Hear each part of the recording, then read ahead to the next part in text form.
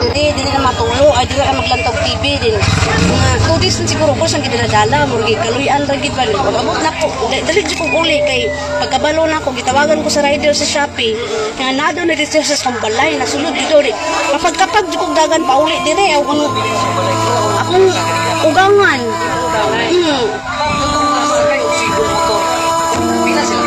Tulo. Ang driver. Lalaki, duha ka babae. Ganina ma'am, sa inyo nakita ka ganina. Gusto man ang sitwasyon sa driver. Ang driver okay ra gid kay siya kay nakatindog man siya.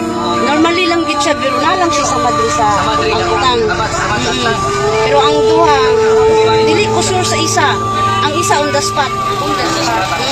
Kay ako padahan man ko distuha grills. Uthaw o kanang kahoy. Oo. Langkat din. Nalangkat. Ang isa manggod murag ang ikamatyan kay dito mo gid siya na naparok sa uthaw na ko nga kuan kaning sa nipurtahan. Buwak mo to yung ulo.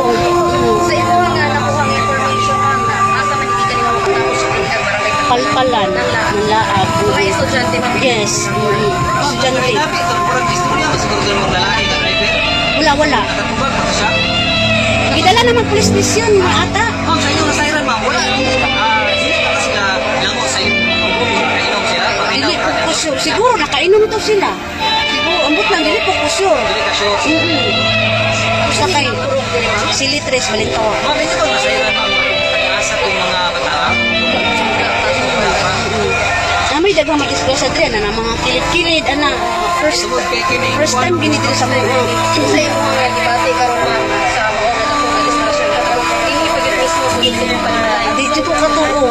Nanay namatay sulod sa kumbalay na kurog-kurog di ko pag-abot diri. Galigog ko kung siya. Wala. Ay naitaw akong kangan. Sulo na punta na way na ako. Yes, kaluyan gid taon nga nanggawas daw akong anak ko no kay sana naghawid-hawid sa mga sa baka. O, nakigdula sa baka ba sa gawas. Ako kangan.